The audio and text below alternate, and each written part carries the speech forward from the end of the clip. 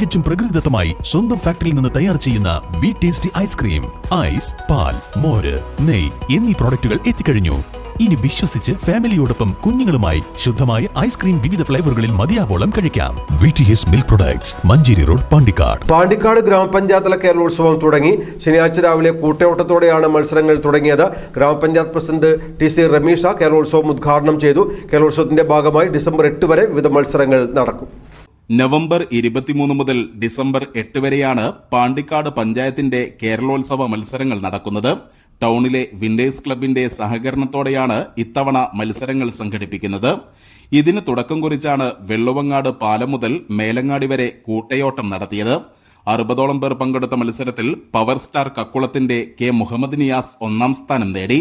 Niacin സമ്മാനമായി cycle നൽകി. Track fit അക്കാദമിയുടെ P അൽസാബിത്ത്, K റാബിത്ത് എന്നിവർ യഥാക്രമം 2ഉം 3ഉം സ്ഥാനങ്ങൾ സ്വന്തമാക്കി. വിജയികൾക്കുള്ള സമ്മാനദാനം ഗ്രാമപഞ്ചായത്ത് പ്രസിഡന്റ് TC റമീഷ നിർവഹിച്ചു.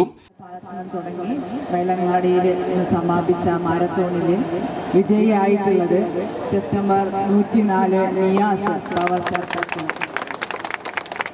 അഭിനന്ദനങ്ങൾ. ചെസ് നമ്പർ 2 ഇതിന് സമ്മാനം നൽകുന്നത് വണ്ടൂർ റോഡ് ഹൈസ്കൂൾ പടിയിലെ സൈക്കിൾ മാർട്ടാണ്. അവർക്ക് പഞ്ചായത്തിന്റെയും അഭിനന്ദനങ്ങൾ അറിയിക്കുകയാണ്. Panchayat vice president KK Sadakkath ചടങ്ങിൽ അധ്യക്ഷത വഹിച്ചു.